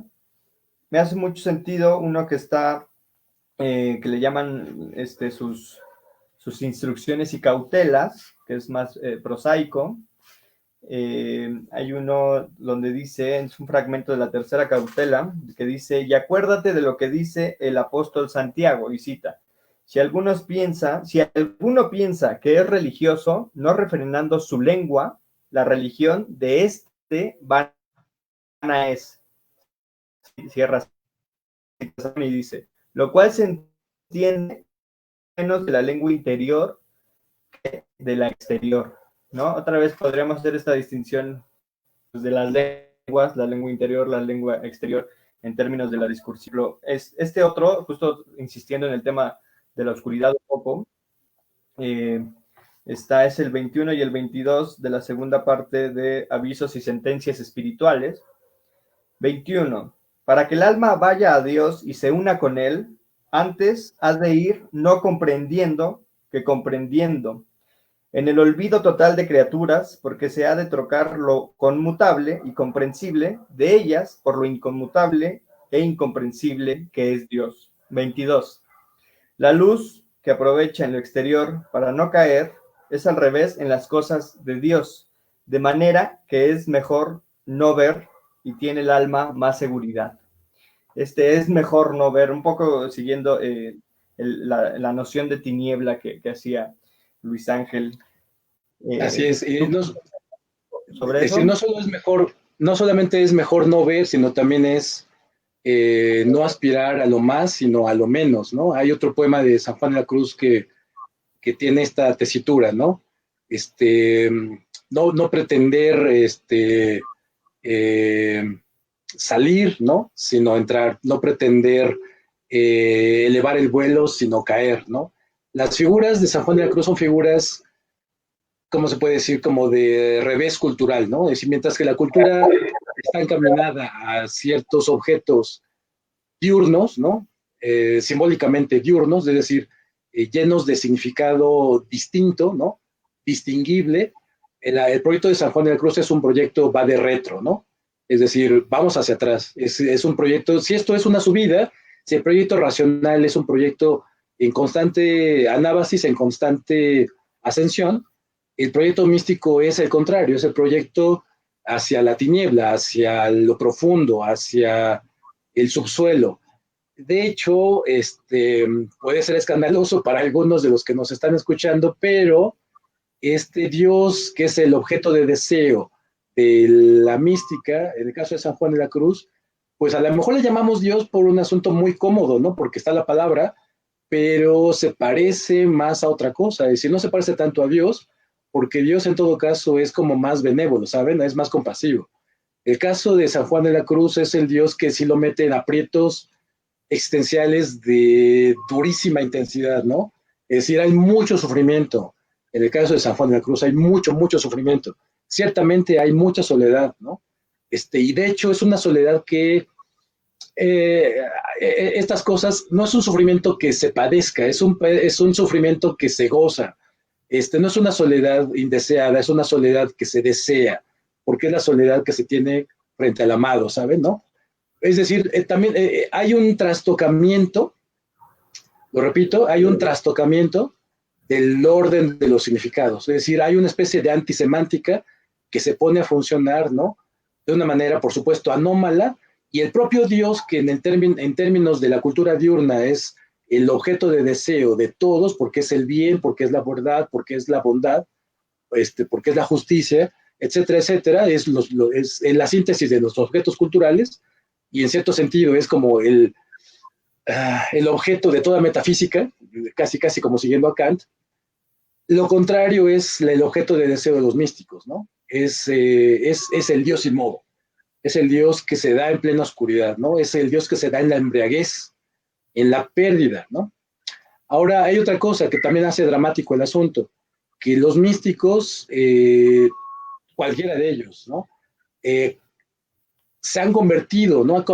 Se han convertido completamente a una búsqueda, ¿no? Es decir, han dejado toda obra afuera de su proyecto existencial para dedicarse única y exclusivamente a la búsqueda de la reinstauración de esa experiencia original, ¿no? De esa experiencia mística. Pero la verdad es que estos místicos rara vez tienen más de una o dos experiencias místicas. El caso de San Juan de la Cruz creo que eran dos, ¿no? O tres. Es decir, lo que tenemos con San Juan de la Cruz no es una especie como de salto feliz, de ir de un salto feliz a otro salto feliz, ¿no? O sea, eso no sucede. El caso de San Juan de la Cruz es el de una experiencia mística que lo aturde y que él trata de reconstruir, ¿no? De una manera muy ardua a través de la ascesis. La figura de la llama ardiendo es excepcional porque es como él una llama ardiendo, perdón, un tronco, ¿no? Es un madero al que se le mete fuego, es la llama viva y que se ennegrece, digamos, el primer producto que se ve cuando entra el fuego al madero es que empieza a ennegrecerse. Este nigredo existencial obviamente es un sinónimo terrible de destrucción, ¿no? De violencia ontológica, ¿no? Que es la violencia que, como lo diría Bataille en su texto del erotismo, es la violencia de todo el ámbito sagrado. La violencia sagrada es la violencia por antonomasia, es lo que destruye, ¿no? Cualquier régimen de discontinuidad, cualquier régimen de identidad. Entonces, en el caso de la mística, pues sí, igual sucede lo mismo. Insisto en esto, hay más dolor, hay más nigredo, hay más sufrimiento, hay más soledad, hay más hastío, hay más melancolía, más amargura que bienaventuranza unitaria, beatífica, bla, bla, bla, ¿no? Esto no funciona así, ¿no? De hecho, hace una lectura muy interesante de las virtudes, la fe, la esperanza y la caridad, ¿no? La fe es la oscuridad del entendimiento, ¿no? La esperanza es si yo parto de los datos, no tendré esperanza, porque los datos no ayudan a la esperanza. La esperanza, por lo tanto, es la negación de la memoria, ¿no? Y la caridad, por supuesto, es la negación de todo instinto egoísta. Por lo tanto, la caridad es la negación de la voluntad apetitiva, ¿no? Entonces, si seguimos las virtudes teologales, lo que es consecuente es la autodestrucción, ¿no? La destrucción del régimen subjetivo del místico, ¿no? Muy bien. Muchas gracias, Edgar. Seguimos con estas intensas preguntas y comentarios. Ya volveremos un poco a hablar sobre esto. Tengo algunas citas de Bataille, ¿no? Que me vienen y que ya busqué sobre esto del silencio, del no pronunciar, del es mejor no saber, trayendo un poco a colación esto. Pero bueno, Ricardo, te lo comparto. Ricardo Avelar Luna, tal vez lo conozcas, tal vez Sí, no. claro. Hola, Hola, Ricardo. profesor. ¿Cómo trazarías la ruta para llegar a los himnos a la noche de Novalis? Y intensísimos, ¿eh? Andan muy intensos con las preguntas hoy. Sí. Y de ser posible, hacer un análisis sobre el suicidio, no solo en la literatura, y el suicidio de Novalis mismo. Claro, es que en los últimos años se han suicidado dos seres queridos míos y me intriga mucho el tema, sobre todo por el tratamiento que aún hoy le da la iglesia al tema. Bueno, gracias por tu comentario, Ricardo, y lo sentimos, de verdad. Bueno, no sé si quieras hablar un poco sobre esto antes de pasar a lo siguiente. Hola, Ricardo, ¿cómo estás? Claro, sí, fue mi alumno. Pues sí, también obviamente lamento el hecho, ¿no? Mm, pues no sé, siempre, a mí particularmente el tema del suicidio siempre me pone muy, muy, muy mal, ¿no? Pero lo que puedo decir es que el caso de Novalis, ¿no? Pues está encuadrado digamos, en los marcos más o menos previsibles de lo que era el romanticismo. Eh, que por cierto, esto me da pie para una aclaración, ¿no? El territorio de exploración sobre lo místico puede ser un territorio de exploración o bien muy pío, muy eclesial, muy conservador, o puede ser la otra parte, ¿no? Como muy romántica, gruesa, densa, oscura, ¿no? Muy en el ala romántica. Sin embargo, yo creo que el asunto no está en que ofrezcamos una especie de antivalor que se vuelva un valor superior, ¿no? Hay un valor eclesial que parece ser que es el que, con el que funciona la iglesia, que tenemos un santo, que digamos, es un personaje que fue beatificado, fue canonizado, fue hecho doctor de la iglesia, fue santo patrono de los poetas, es decir, como pasó una carrera exitosa, ¿no? Una carrera post-mortem exitosa. Este, pero en el caso de la, la visión que no se tiene dentro de la iglesia, tal vez en su inercia antieclesial pueda generar visiones románticas. Esto quiere decir como más bien como el calibre de la oscuridad de Heinrich von Kleist, de Novalis, de no sé, ¿no? Podría pensar incluso hasta en Charles Baudelaire, ¿no? Del cual podríamos hablar también en algún momento.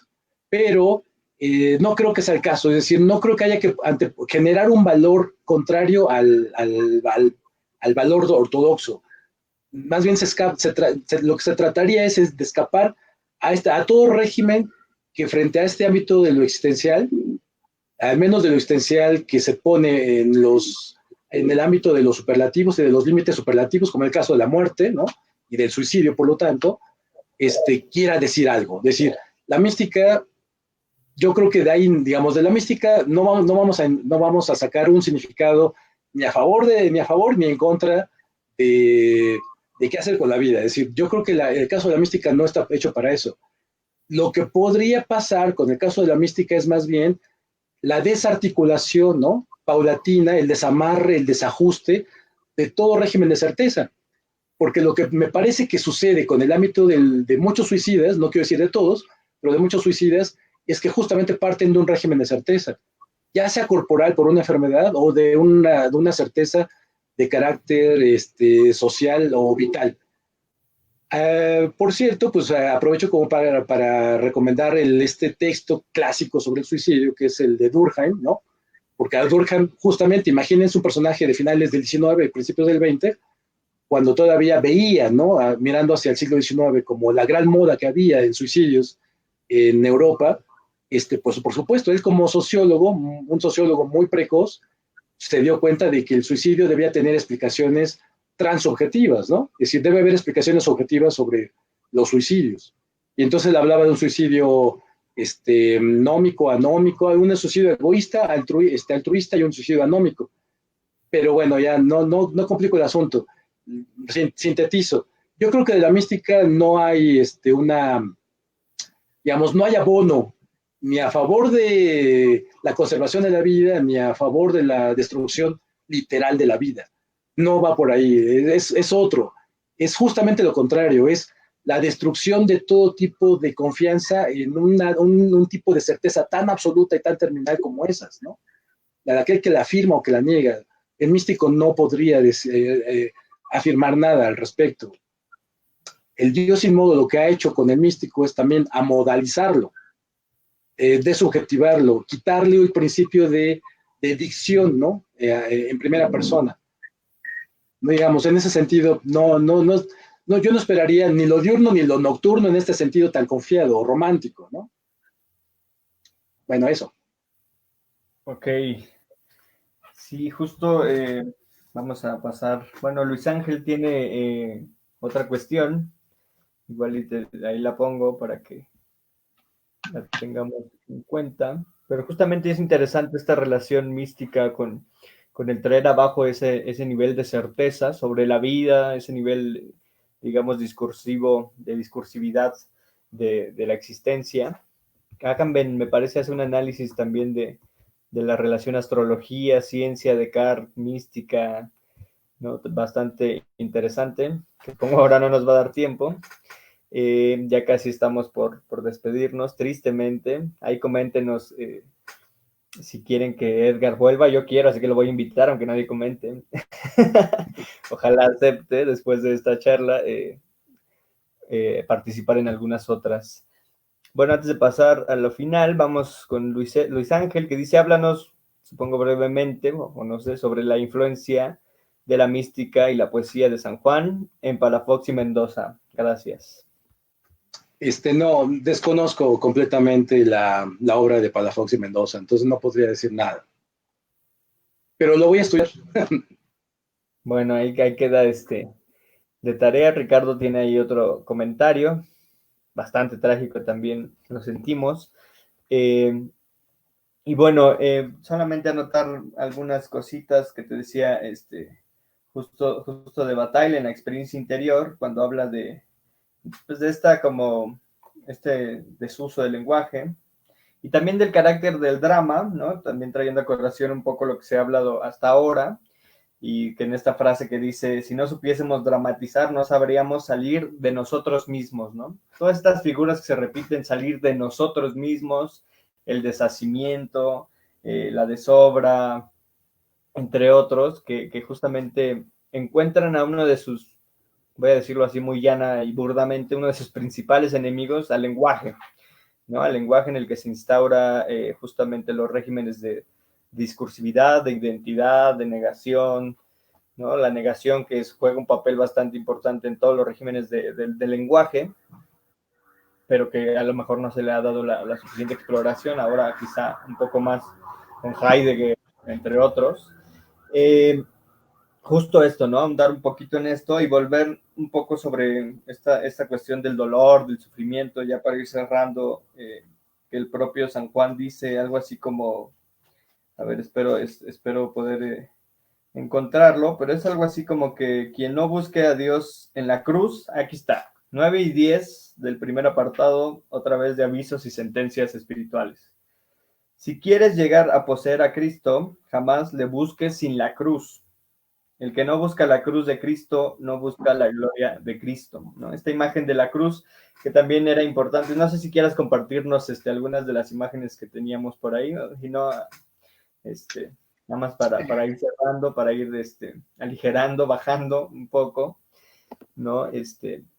Justo esta imagen de la cruz, que también lo distingue, me parece, Bataille en algunos de sus estudios sobre el erotismo, ¿no? Y me parecía interesante esta relación entre los rostros, ¿no? La relación digamos, de la imagen del rostro en esta experiencia, por ejemplo, esta de San Juan, la de Santa Teresa y la de los casos en los que reflexiona Bataille, ¿no? Por ejemplo, y también la figura de la cruz que ahí está puesta. Entonces, platícanos un poco, si quieres, ya un poco para ir cerrando, ¿no? Redondeando un poco la idea general que Sí, hemos tratado de exponer. de hecho, creo que la plática se fue hacia otros territorios, más que al asunto de la relación con lo erótico. Pero justo me detuve ahí en la imagen de Santa Teresa, de Jesús, la conocida transverberación, que es hay una descripción, ¿no? Literaria de Santa Teresa de el fallecimiento místico, ¿no? Esto que sucede con la experiencia, ¿no? Es una experiencia más allá del asunto racional, es una, aquí, de hecho, en términos gráficos, se trata de una llama, ¿no? Una llama cordial, es decir, que sucede en el corazón, y que ustedes recordarán seguramente la escultura de Bernini, ¿no? Sobre la cual también el propio Bataille hace una serie de especulaciones, porque voy a adelantarme, también hay otras, aquí está la escultura de Bernini, de Santa Teresa, igual el dardo, ¿no? De fuego del ángel, en el caso de Santa Teresa, pero quería llegar a donde hay una imagen que trae George Bataille, claro, es esta, ¿no? Es la toma de un libro de psicología, entiendo, y que después se reproduce en su erotismo, no, en las lágrimas de Eros, ¿no? Y después, por cierto, aparece también en la literatura mexicana con el Farabeuf, ¿no? Con Salvador Elizondo, pero que es el suplicio del desmembramiento, ¿no? De un cuerpo entre los chinos. Si no me equivoco, todavía esto es inicio del siglo XX, pero Joyce Bataille le da demasiada importancia al rostro, ¿no? De este sujeto desmembrado, ¿no? Se trata de la tortura de los 1000 cortes. Entonces imagínense, ¿no? Lo terrible que debe ser, ¿no? Porque además se hace con el sujeto consciente. Bueno, el punto no es dramatizar demasiado aquí, pero evocar el asunto del éxtasis. Eh, digamos, puede ser tan grotesco y dramático como lo que vemos en la fotografía rescatada por Bataille, como en su territorio de superlativos literarios, como en el caso de San Juan de la Cruz. Hay un ámbito de violencia extrema, ¿no? Cuando uno se acerca a eso innominado. Cualquiera que se acerque a lo innominado, pues obviamente lo que va a pasar es que le esperará seguramente un tren de locura, ¿no? Es decir, le esperará el manicomio. No se puede vivir la vida dice, como ha sido diseñada por los seres humanos sin una serie de principios, ¿no? De mínima identidad, ¿no? De mínima regulación moral, etcétera, etcétera, que son estos que están emplazados en el régimen místico. Entonces, hay un ámbito erótico, pero que también es un ámbito ontológico. Hay esto que sucede con el erotismo de Bataille, que es una especie de ocupación ontológica del territorio del placer erótico para mostrar que ciertamente fluye en nosotros como sujetos un deseo que históricamente está comprobado, digamos, ¿no? Que es el caso de la historia de las religiones, es la historia de lo sagrado, y que siempre tiene como fin, en todo caso, la sobremesura, ¿no? Es decir, el sobrepasar, ¿no? Es el caso del éxtasis. Un éxtasis que ciertamente a nosotros, desde este lado de la ladera, nos pareciera violenta, ¿no? Pero así funciona, digamos, hay una forma del erotismo que, por supuesto, si no es el erotismo doméstico, se convierte y trae a cuenta, ¿no? Una serie de figuras literarias y incluso hasta criminales, podría uno pensar, ¿no? Una historia violenta del erotismo que sí es perturbadora, digamos, ¿no? Y en todo caso, sí colinda con el asunto de los operativos de la mística. Ahora, ¿por qué, por ejemplo, el Cantar los Cantares, que es un texto amoroso, se presta a hacer un texto sagrado? Es decir, la pregunta que se planteaba tal, que nos podemos plantear es que de vez en vez la historia de las religiones, la historia de lo sagrado, hace este tipo de cruces, ¿no? O sea, como que abre válvulas, ¿no? Para que cruce el territorio profano del erótico, para que dé su fuerza al ámbito de lo sagrado, o al revés, ¿no? Digamos, ¿quién es el que abre hacia dónde? La pregunta ¿es el erotismo el que da su fuerza simbólica a la mística o es al revés? Y lo que menciona Bataille, les recomiendo que lean varios ensayos que vienen en el erotismo de Bataille, especialmente uno que se llama Mística y Sensualidad, en donde la tesis que propone Bataille es que quien no entienda poquito del grado no podrá entender mucho del ámbito de la fenomenología del erótico. Es decir, lo erótico no es el que presta su territorio de símbolos a la mística para consagrarla. Se opone Bataille abiertamente a esa lectura y dice más bien lo contrario. Más bien ha sido el erotismo, la historia de los éxtasis, aquella que más bien recupera la fuerza de lo sagrado para poder de alguna manera potenciar o llevarlo a los límites, ¿no? Expresivos, cuando quiere darse justamente estos acentos a un territorio erótico, que me parece que en cierto sentido, pues esto es así. Por supuesto también critica tanto a padres carmelitas que están moralizando las figuras eróticas, especialmente a un padre apellidado Tissot, como también critica a los psicoanalistas con quienes él dialogaba en esos días, especialmente, por ejemplo, con una célebre psicoanalista de Francia en esos días, que era Marie Bonaparte.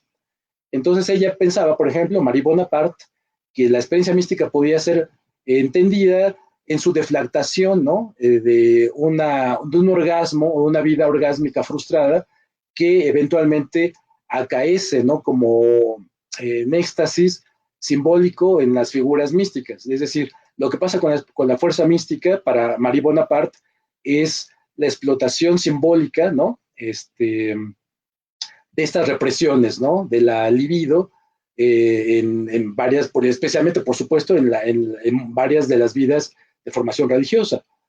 Y por supuesto, George Bataille se opone tanto a una lectura, la lectura pía del padre Tissot, como la lectura, digamos, exageradamente reductiva, ¿no? Que hacían psicoanalistas como Marie Bonaparte. Bataille obviamente dice, el asunto es mucho más complejo, ¿no? Que tratar de encontrar un núcleo de explicación final, ¿no? Hay aquí, ¿no? Corren otro tipo de regímenes, especialmente ontológicos, que me parece que es en donde habría que buscar la pista, ¿no? Entonces, el erotismo del que, digamos, ya es casi como para, como decía Cristian, como medio ir cerrando el asunto.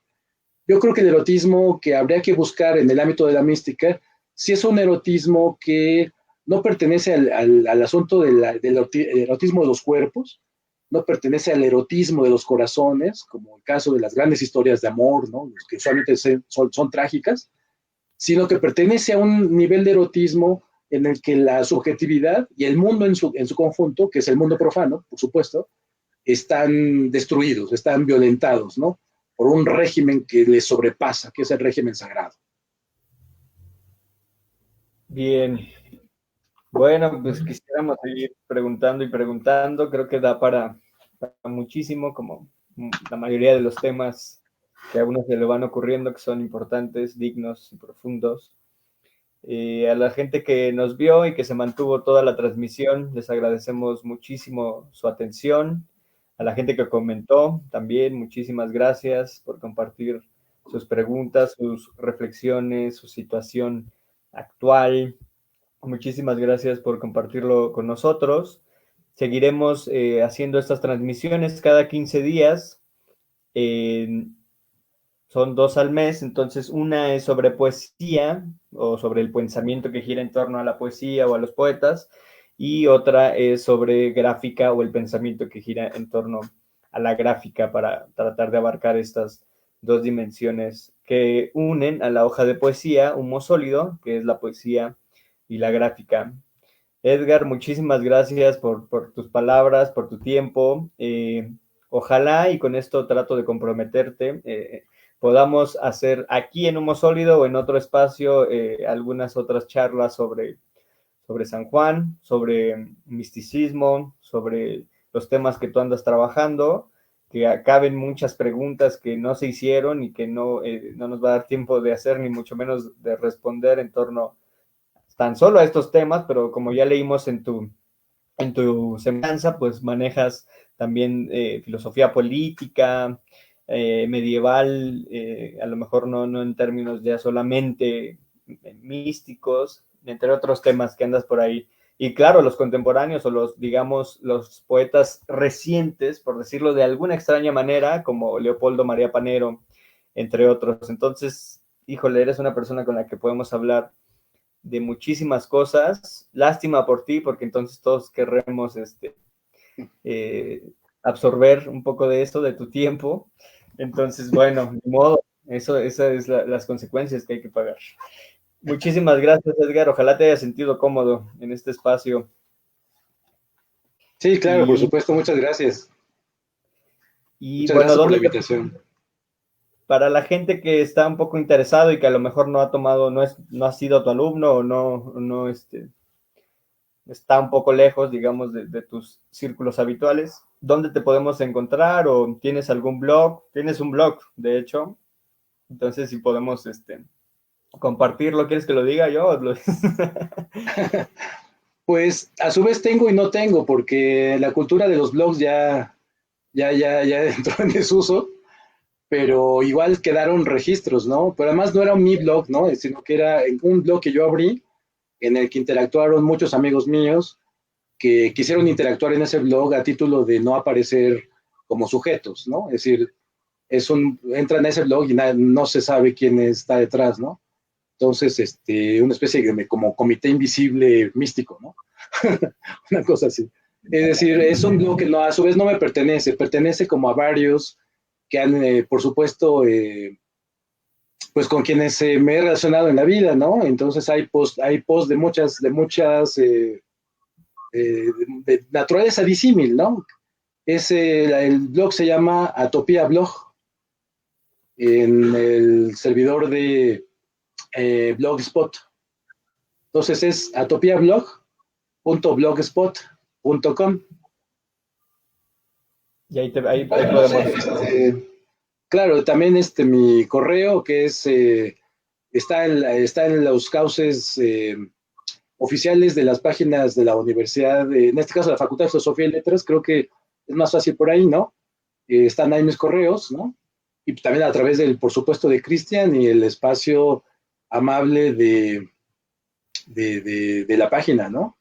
Entonces, Vale. sí, hay formas, ¿no? Ahí te podemos encontrar, y si no, viene a ti, a tu bibliografía, que es riquísima también, ¿no? Y que vale la pena también echarle un largo vistazo a la bibliografía que ahí compartes.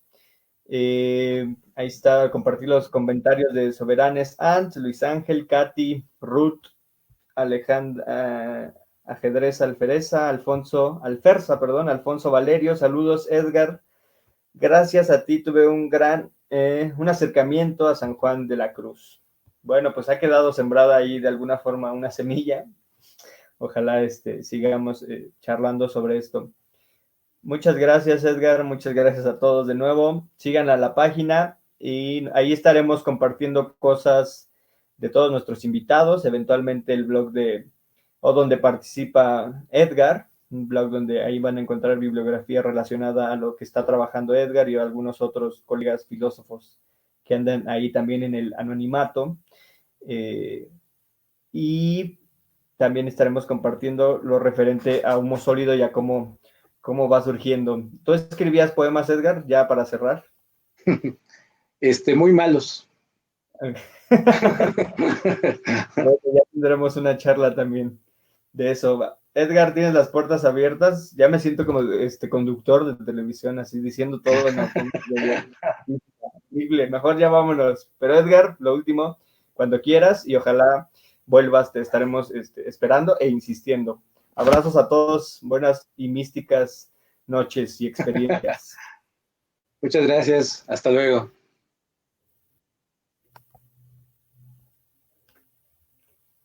Aguántame tantito.